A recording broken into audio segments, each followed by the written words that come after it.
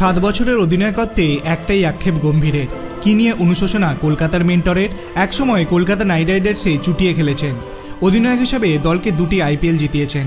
এখন তিনি দলের মেন্টর। সেই গৌতম গম্ভীর আবার ফিরে গেলেন নিজের অধিনায়কত্বের সময়ে, শোনালেন নিজের জীবনের একটি আক্ষেপের কথা। 2012 এবং 14 সালে গম্ভীরের নেতৃত্বে IPL জিতেছিল KKR।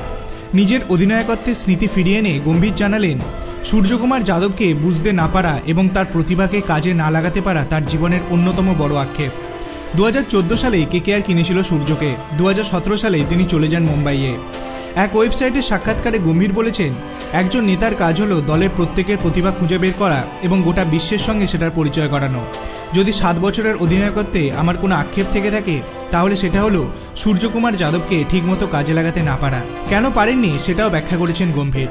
বলেছেন, দলের কম্বিনেশনের জন্যই সেটা পারেনি।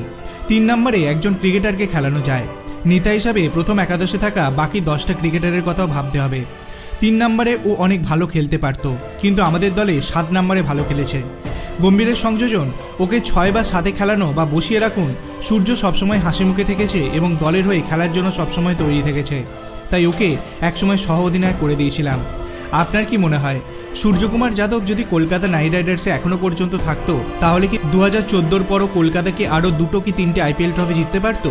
আপনার অভিমত আপনি কমেন্ট সেকশনে জানাতে পারেন। ভিডিওটি ভালো লাগলে লাইক করবেন, চ্যানেলটিকে সাবস্ক্রাইব করতে ভুলবেন না। ধন্যবাদ।